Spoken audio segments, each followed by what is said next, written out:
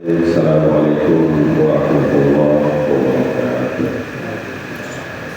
Alhamdulillah, nahmaduhu wa nasta'inuhu wa nastaghfiruh wa na'udzu billahi min shururi anfusina wa min sayyiati a'malina. May yahdihillahu fala mudilla lahu wa may yudlil fala hadiya lahu. Asyhadu an la ilaha illallah wahdahu la syarika lahu wa asyhadu anna Muhammadan abduhu Rasulullah sallallahu alaihi wasallam la nabiyya ba'da. Jamaah salat subuh yang dimuliakan Allah Subhanahu wa taala. Alhamdulillah, pagi ini kita masih bisa melaksanakan salat subuh berjamaah dan salawat dan salam kepada junjungan kita Nabi Muhammad sallallahu alaihi wasallam. Allahumma shalli wa sallim wa barik. Jemaah rahmatullah, pada kesempatan yang berbahagia ini, karena tadi tiba-tiba Pak Aziz mempersilahkan kami, tadi mohon maaf karena kurang jelas tadi suara mic-nya.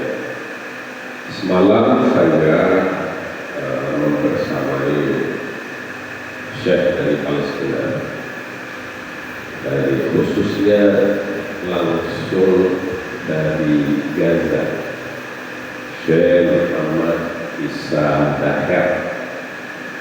Beliau sudah 2 hari di Sumeneb dan insya Allah saya belum melihat jadwalnya di Masjid At-Taqwa apakah malam atau siang.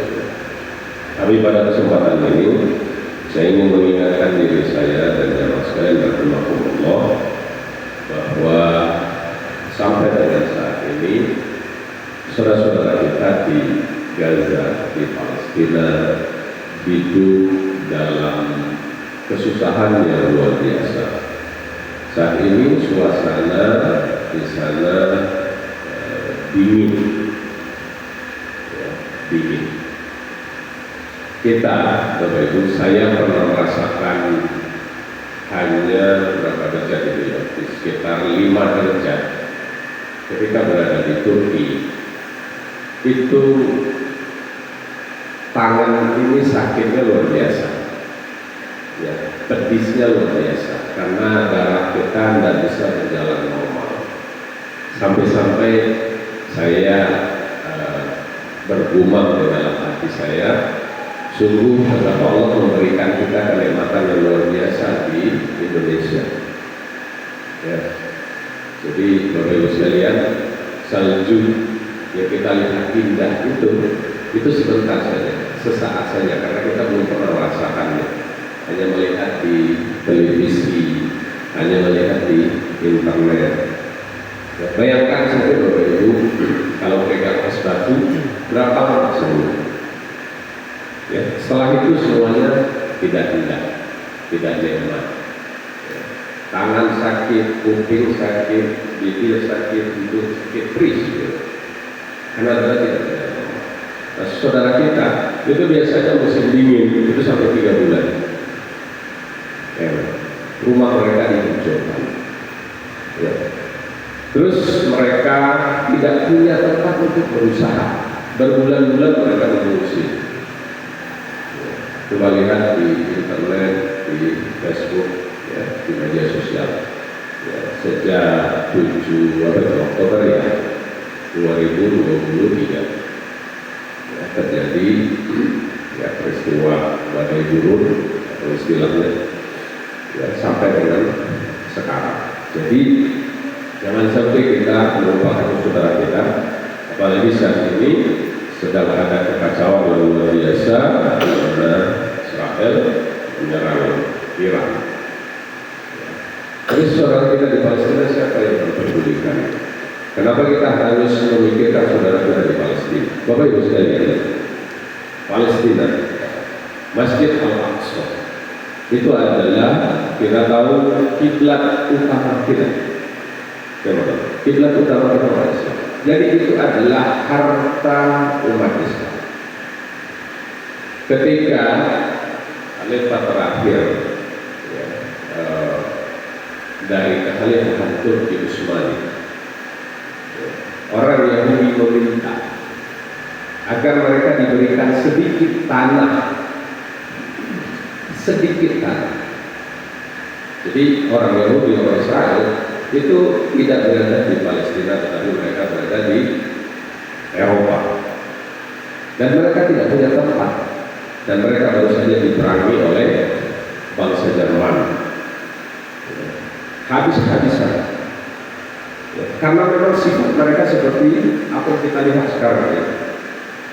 Tapi kemudian Jerman atau Hitler saat itu meninggalkan sebagian kecil dari bangsa Yahudi dengan mengatakan bahwa mereka saya tinggalkan supaya dunia tahu bagaimana perilaku mereka. Ya seperti sekarang ini. Seperti sekarang. Nah, kata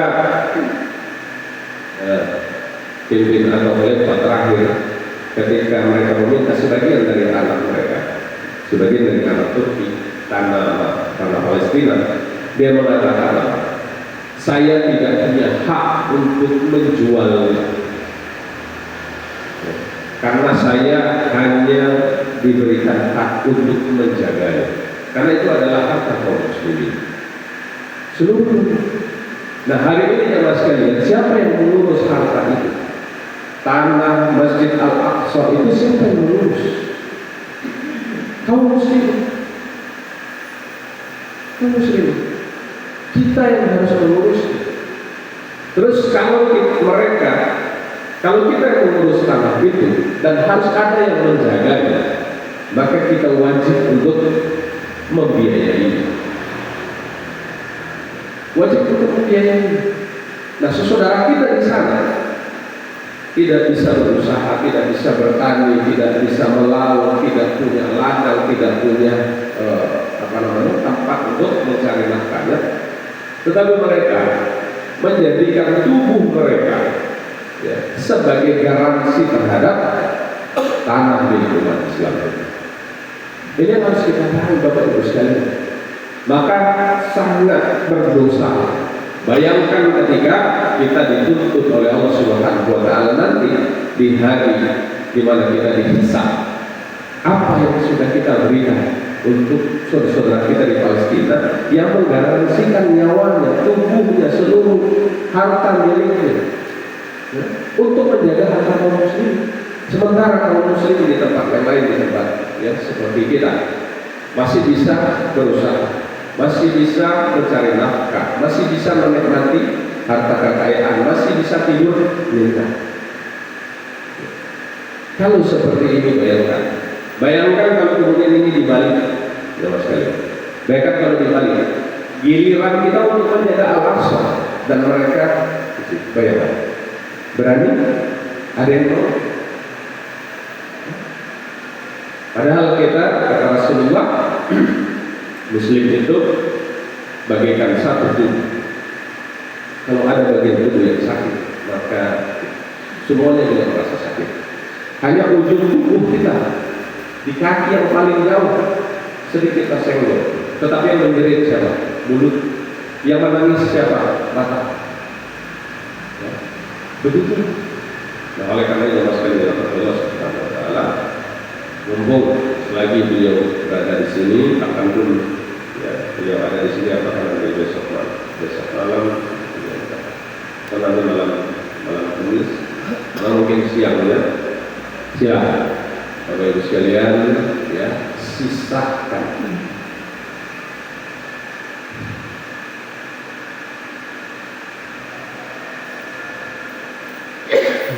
Saya sampai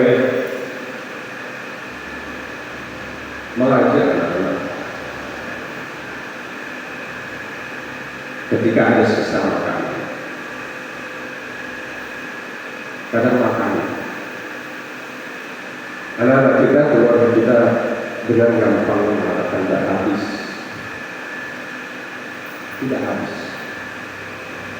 Saya katakan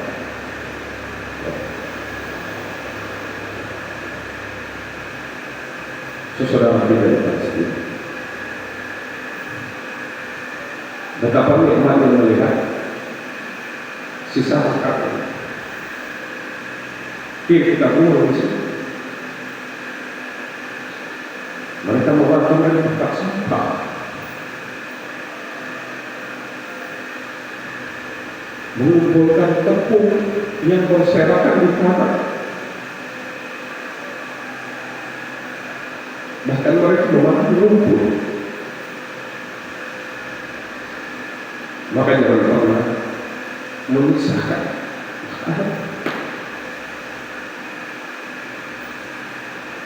Walaupun kita tidak bisa memberikan sisa makanan untuk kepada mereka, tapi bisa dengan cara yang lain.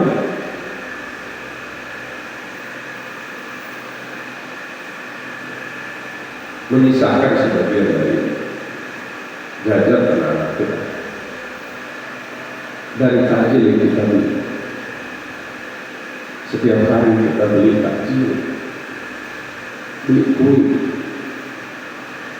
10.000, 20.000, bahkan 50.000 setiap hari. Itu saudara kita bayangkan, tidak tahu mereka membuka apa, tapi mereka bertugas untuk menjaga Masjidil Aqsa, menjaga tanah manusia. Bayangkan Bapak Ibu sekalian, keluarga kita setengah Ramadan ini, kita sudah membayangkan akan beli baju lebaran model apa, akan belikan sarung model apa,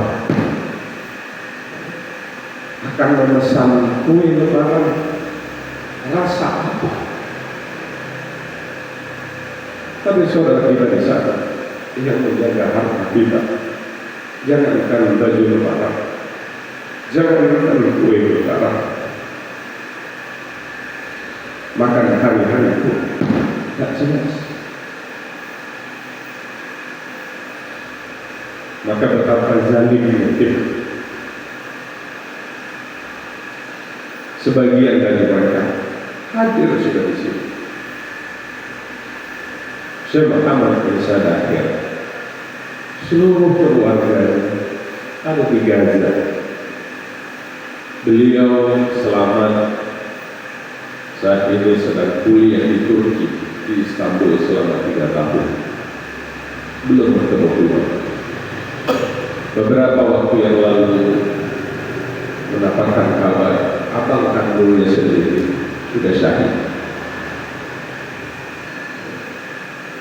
Oleh karena itu masih dirahmati Allah Subhanahu wa Ta'ala, bukan soal seberapa besar, karena kalaupun besar kita berikan lalu kemudian itu adalah menjadi pertama dan terakhir, sementara saudara kita di sana masih hidup, tidak tahu sampai kapan. Tentu jamaah sekalian dirahmati Allah Subhanahu wa Ta'ala, uluran tangan kita yang berkesinambungan adalah bagian dari tanggung jawab kita. Oleh karena itu jamaah sekalian dirahmati Allah Subhanahu wa Ta'ala, pertama, apa yang harus kita lakukan? Permudah tangan kita,